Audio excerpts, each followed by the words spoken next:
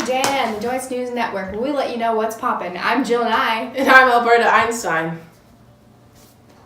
My goodness, Alberta, what's that sound? Oh, those are just my articulations. Your articulations? Yeah, my joints, the things that hold my bones together. They allow for the movement of the skeleton. You can put them in two categories, functionality and structure. Oh, joints. There are synarthrosis, amphiarthrosis, and diarthrosis, right? Yes, your immovable, slightly movable, and freely movable joints. Oh, and structurally there are fibrous, cartilaginous, and synovial joints, Yeah, right? but we'll get to those later. Okay, sounds good. We've got a live feed coming in from one of our reporters with a patient injury. Victoza, are you there?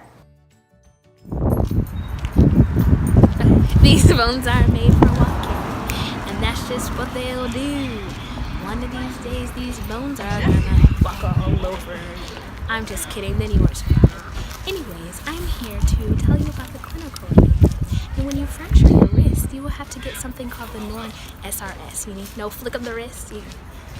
Anyways, but yes, after the clinical repair, if you go to the doctor and get your, Norn SRS, your wrist will be back and you can whip it out. Back to you, Alberta. And we're back. Thank you, Victoza. Hey, Jill, why did the one-handed man cross the street? Why did he?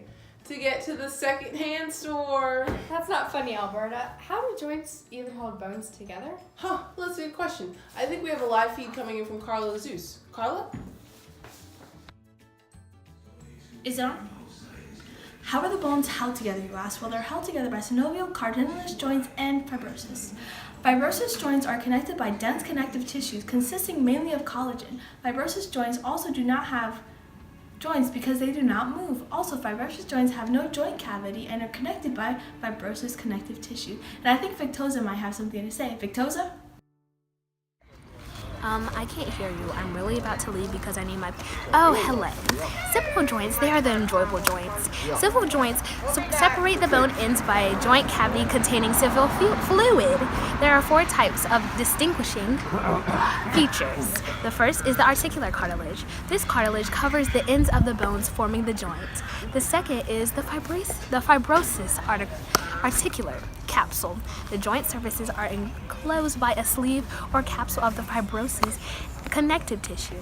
The third is the joint cavity this contains lubricating synovial fluid. The last is the reinforcing ligaments. The fibrous capsule is usually reinforced with the ligaments. Talking about joints is tiring. Now we'll go to joints.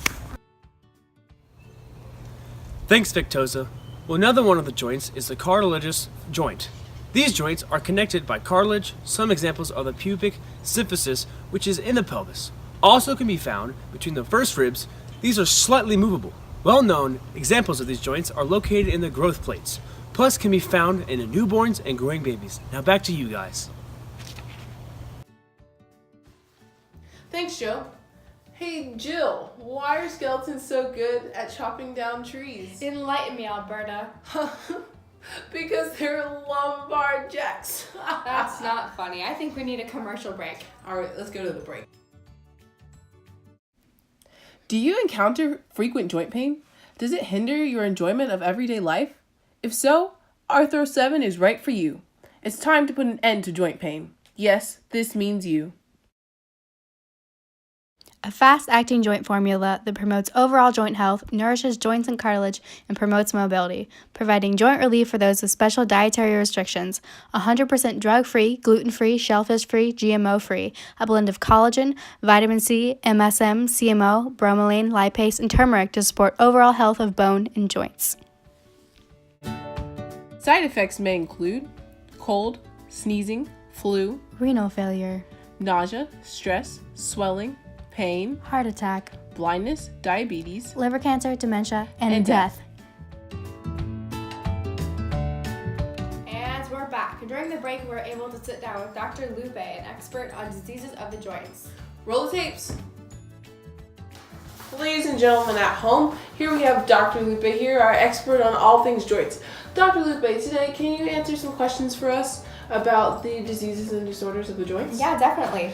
Okay, first off, we'll start with something pretty simple. What type of joint issues or problems or disorders do you see with joints commonly? Most commonly, we see people complaining of joint pain that results from swelling of the joints. Oh wow, what type of diseases are there? Most commonly, we hear about arthritis, which is swelling and inflammation of the joints. There are over 100 types, and they're all very different. 100 types? Oh my goodness. Can you tell me a few of those types? Well, the most common is osteoarthritis, and then we have rheumatoid arthritis, psoriatic arthritis, fibromyalgia, and gout. Oh wow. Can you tell me a little bit more about osteoarthritis? It's actually the most common form of arthritis that we see in the medical community. It's a chronic degenerative condition, and it typically affects people of advanced ages. Wow. And what about rheumatoid arthritis? It's a chronic inflammatory disorder, and its onset insidious, and it occurs between the ages of 40 and 50. It actually affects 3 times as many women as it does men. What? That's a crazy statistic. And what about gout? Gout is different. Gout is a buildup of uric acid, which is a natural byproduct of the blood. It builds up in the soft tissues and results in really painful swelling of these tissues, and it results in an attack in the joints, and it's very painful. Oh wow. Thank you so much, Dr. Lupe. Back to the studio. Oh man, Dr. Lupe was full of information. It's a good day to be on JNN. Oh yes it is. Ladies and gentlemen, the moment you've all been waiting for. Let's get ready to play Guess That Shape With Joe Ince. Hi, I'm Joe Ince, and welcome to Guess That Shape. On tonight's segment, we have been guessing the shapes of synovial joints.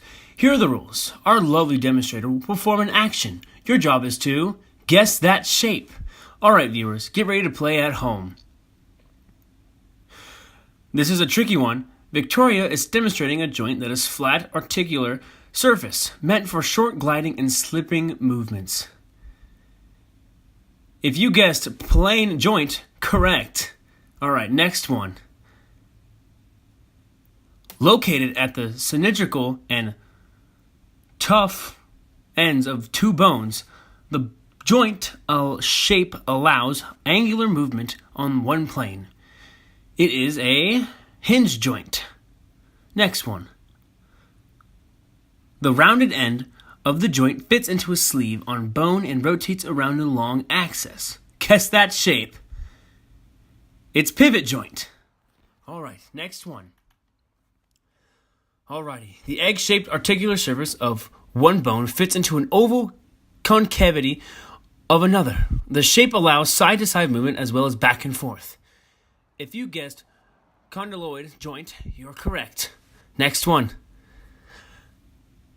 The shape is very similar to the condyloid joint. Each articular surface has both convex and concave areas.